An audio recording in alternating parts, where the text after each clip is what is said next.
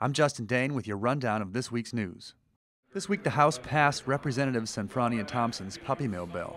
The bill was expected to pass easily, but drew a surprise fight from freshman Rep. David Simpson. The bill would require breeders with 11 or more unspayed female dogs to be licensed. It still must be approved by the Senate before it goes to the governor's desk. A technicality derailed HB 400 on Tuesday. The bill, sponsored by State Rep. Rob Eisler, would eliminate a 27-year-old law mandating a 22-to-1 student-teacher ratio in kindergarten to fourth grade classrooms, in exchange for a hard cap of 25 students per classroom. Houston Rep. Boris Miles challenged the bill with a point of order. It now returns to the Public Education Committee.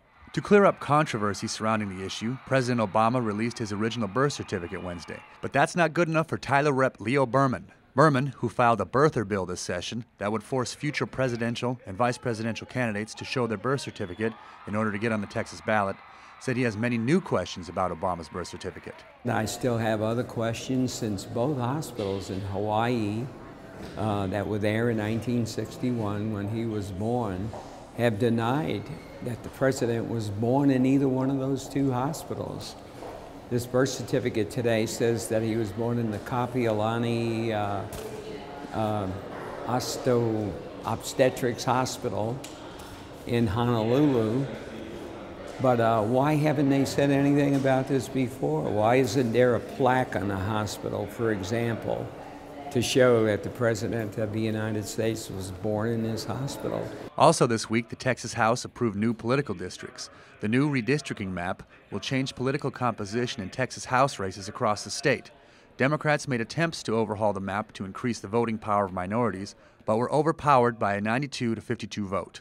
At a Texas Tribune Trib Live event, CEO and Editor-in-Chief Evan Smith spoke with the University of Texas President Bill Powers and Texas A&M President Bowen Lofton. Among many topics, both men explained why they oppose legislation that would allow concealed handguns on college campuses. Even when we have a gunman on the campus, our students immediately afterwards and our police department say it's very important that when there's a situation like that, they can sort out the good guys and the bad guys.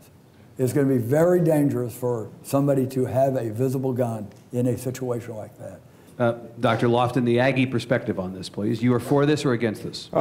Quite simply, Bill and I agree on this point very much. I've really, in my public statements, echoed that of my law enforcement personnel, who say to me, it's hard in a second to determine who a good person, a bad person is in this particular circumstance. They don't want to make a mistake.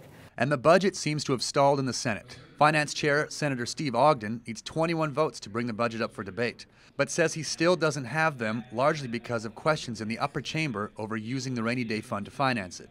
Ogden hopes the full budget will come up before next week, but said he isn't confident that will happen. I'm Justin Dane, and that's your weekly video rundown.